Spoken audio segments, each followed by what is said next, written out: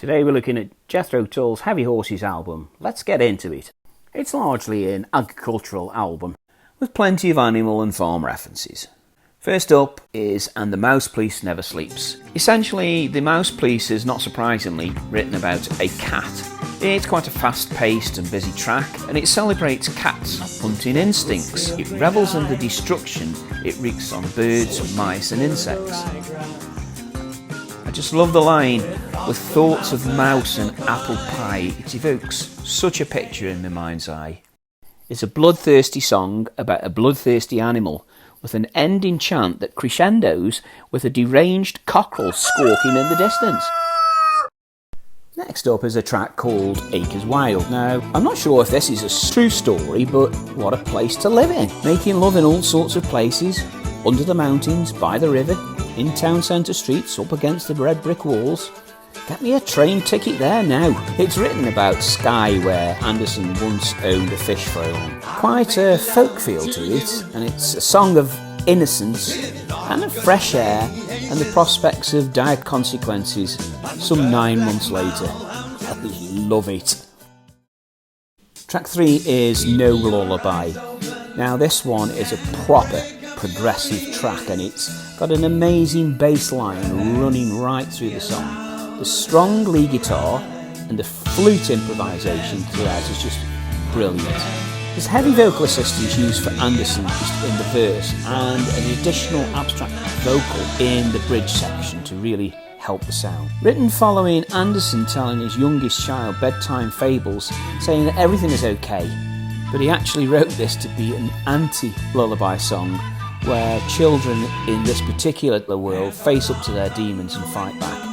Oh, by the way, sleep well tonight.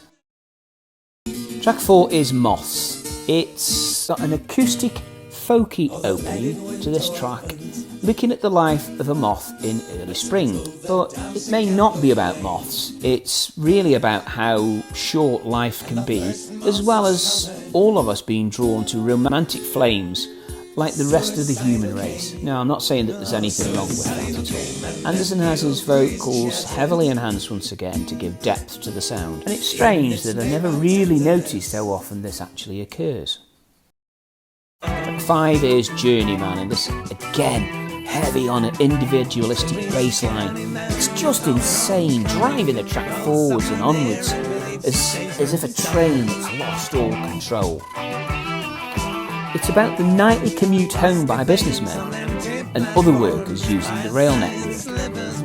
And it's about the lots of spanners that can come in to wreck the potential home time, with descriptions of the overall poor state of the railway network. Brilliant prog track. I think it's the best on the album, but if not, you let me know what is in the comments below. Track 6 is Rover. On the face of it, it's a simple, nice little folk song about Anderson's dog Lupus. But if you dig a little deeper, it could be perceived as someone remaining committed in a marriage or a relationship with references to being faithful. I'll chase your every footstep and I'll follow every whim. By not getting tempted by other temptations. So slip the chain and I'm off again. As well as, but I'm lost and I'm losing the thread that holds me down, and I'm up hot and rising in the lights of every tower. For me, the jury's out on this one, so I'll leave it to you to form your own conclusions. Track 7 is called One Brown Mouse, and this is a favourite track of mine from the album. It's quite a short, folk-style track, and it's based on a poem called To a Mouse by Robert Burns. Anderson said of the song, inspired by the Scottish poet Mr. Robert Burns, who, had he been able to tune his guitar in open E-tuning, he would certainly have written this song. It's a simple song, but it carries the meaning of the developing world overtaking the amount of land available, and as such, simple examples of mice being able to live peacefully on the land without fear of being killed is the message that this track carries. So, no such thing as a simple tune then with Tull, eh?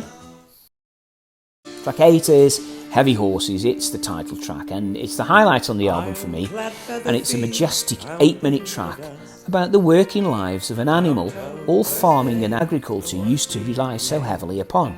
Anderson says of the track, "I suppose it's almost an equestrian aqualung in a way. Once powerful and majestic creatures find themselves on the scrap heap, forgotten by society and replaced by machines. I'm not particularly obsessed by the animals, and it's not intended as a heartfelt campaign to bring them back into service, but I do have a soft spot for horses."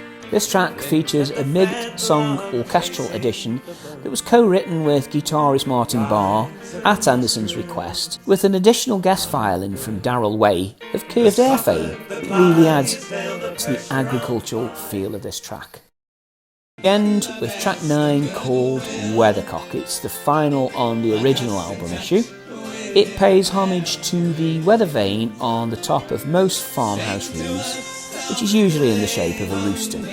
Interestingly enough, this was referenced in the album opener as the windy rooftop weathercock, which the cat had explored on, and the mousepiece never sleeps. There's another soft mandolin-driven folk rock track obvious in this type of track. Marching drums guide the song initially, before softening into a much more traditional Tull track. So for the album Heavy Horses, who was in the band at the time and what instruments were they playing? Well, obviously Ian Anderson's, he's on vocals, he's on flute, acoustic guitar, additional electric guitar, and also played the mandolin. Martin Barr looks after all the electric guitars, and John Glascock is on bass guitar and backing vocals. John Evans on the piano and organ, and Dee Palmer's on additional keyboards, pipe organ, and orchestral arrangements. Barrymore Barlow completes the lineup on drums and percussion.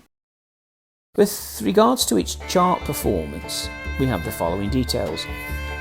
It was recorded at the newly created Maison Rouge Studios in Fulham in London, and it was released on the 10th of April in 1978 in the US, and 2 weeks later on the 21st of April in the UK. It was generally well received by the critics, and was part of the late 70s trilogy of folk albums that Tull released, starting with Songs from the Wood and ending with Stormwatch in 1979. Rolling Stone called the instrumental arrangements lavish and stated that Heavy Horses and the folk genre, as a follow-up to Songs from the Wood, suited Jethro Tull perfectly. AllMusic called Heavy Horses one of the prettiest records of the band, praising both Martin Barr and John Glascock's playing, as well as Robin Black's engineering and the special participation of Curved Air violist Darrell Way. The album reached a high of number 20 in the UK charts and 19 in the Billboard Hot 200. Similar successes in mainland Europe were achieved, with perhaps the best performance in Germany reaching a high of number 4.